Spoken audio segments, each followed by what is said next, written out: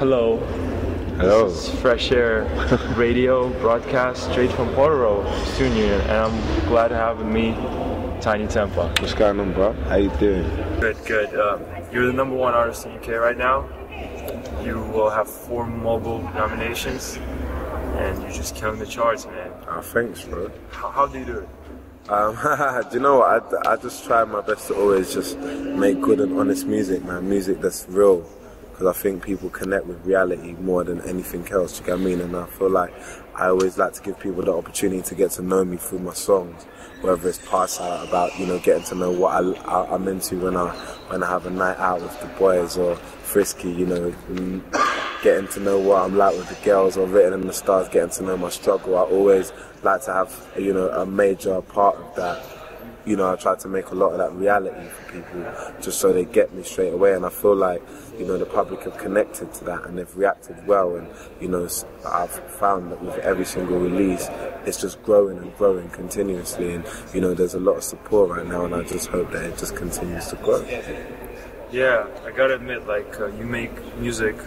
I was actually listening to one of your interviews where you said you want to make everlasting songs. Yeah. And I gotta admit, like, when I heard Pass Out, I still, like, remember where I was. Exactly. When I heard it. Like, I remember those good nights out, and it was like Pass Out, like, it was the soundtrack. Yeah. And I like that. And what I like is that you went, you released Pass Out, which was very successful, and then you went on and released more and more, which were also successful. Yeah. You just performed in the summer at Wembley, Yeah. Wireless Festival. Yeah. How was that? There was like thousands of people. Thousands, yeah. The festival run was incredible. It was probably more so incredible for me because, you know, I was on the bill from very early on. However, when I was on the bill originally, no one really knew who I was.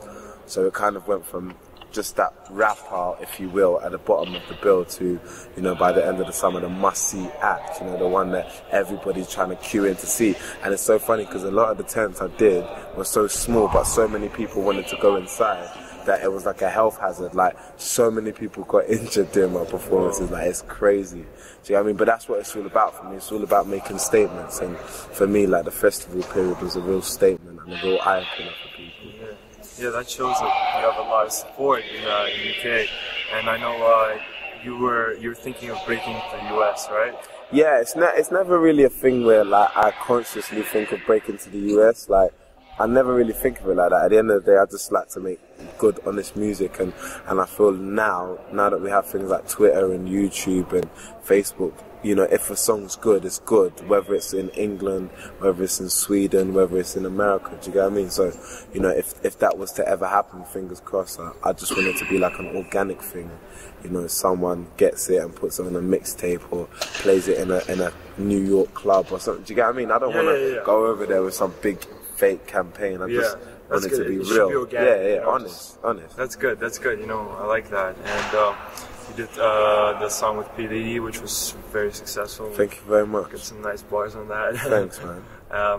What about, I know we're talking about festivals. I know Jay-Z was there, J. Cole. Did you get to meet those guys? Yeah, I got to meet Jay-Z, but not at a festival. I met Jay-Z when I supported him with Mr. Hudson at the Manchester MEN Arena. Oh yeah. And yeah, we briefly had a chat for a couple of minutes, and yeah, that was a very big moment, as you can imagine. I think. Yeah. That is great. Exactly. Are you maybe have plans of working with him? You never know, man. Never say never. You know, one day anything's possible. You know, I just always feel like as long as I concentrate on making myself the best artist I can be, anything's possible. That's good. Maybe let's change up the subject a bit. I want to know, how did you start off? I know you had that wifey track, which was big, but before, what made you rap? Like, I started rapping when I was about 12 years old. I saw So Solid Crew, 21 Seconds, and yeah, that song just changed my life, like, seriously. And from then on, I just started and just progressed and developed and started taking it more seriously with every year that went by until I made Wifey. Nice.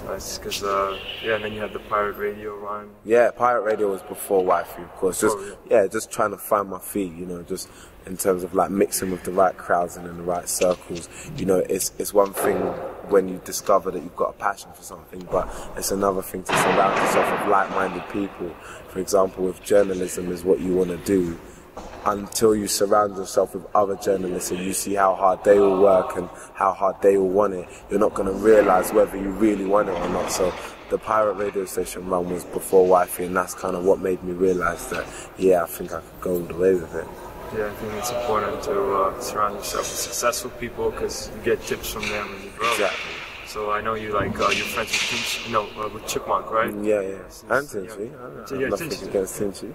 Yeah, I just wonder, what is it? I read about this. What's the meaning of the Brrrap Pack? Well, basically, the Brrrap Pack was a term that was coined by like tabloid, like press, like tabloid media, and it's sort of like reminiscent of like the Brrrap Pack or the Rat Pack, you know, like from back in the day. And so yeah, it's a little bit of a compliment. However, I do feel like it's a little bit of a stigma as well, you know, like I kind of like the fact that they're embracing the fact that you know people that have come from the underground are doing really, really well at the minute. But I think, you know, a lot of those guys are going on to their second albums and are trying to find their own feet as their own artists, you know, not a collective. And so, you know, I do feel like it's a little bit of a stigma sometimes. Yeah, so it's kind of like a tag you have on your music, right? Yeah. Right.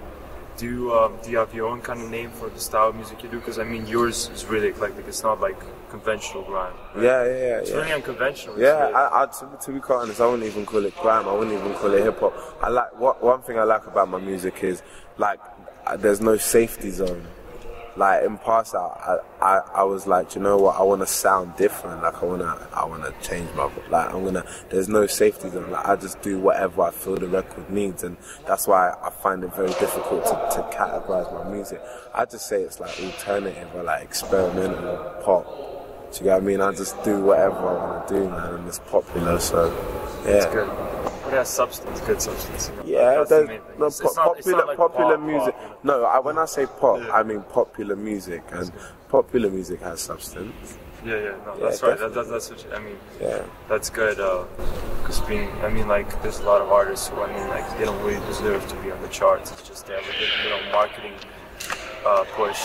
But you, I think, guys like Chitty Bang too. You just make sincere. Yeah, but music. Then I think you can tell by the consumer. You can tell who buys the records and who comes to the shows. Listen, it's one thing like getting your music into the charts, but that's half of the battle. The other thing is continuing to sustain sales, and it's not just what happens that week, it's what happens a month from then, a year from then, what happens when you release tickets for your tour, what happens, do people want to interview you, do people care about your music enough to want to sit down and have in-depth discussions. It's not just about he got a #1 in the chart. Do you get what I mean? That's a big part of it, but there's still so many more elements and aspects. So yeah, when you make good music and you make real music that people connect with, you can tell by the sort of fan base that they have. Do you get what I mean? And how sort of dedicated their fans are. And yeah, hopefully you might see a little bit of that tonight.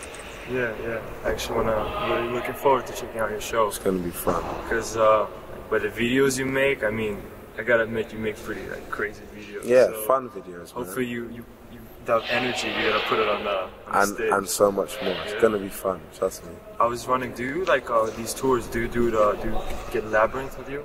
Do you know what?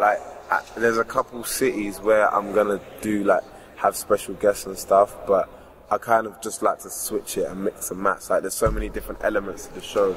So, maybe one city I might have Labyrinth, one city I might bring out Eric Turner, one city I might not bring out anybody and do something visually or do something costume-wise. You get what I mean?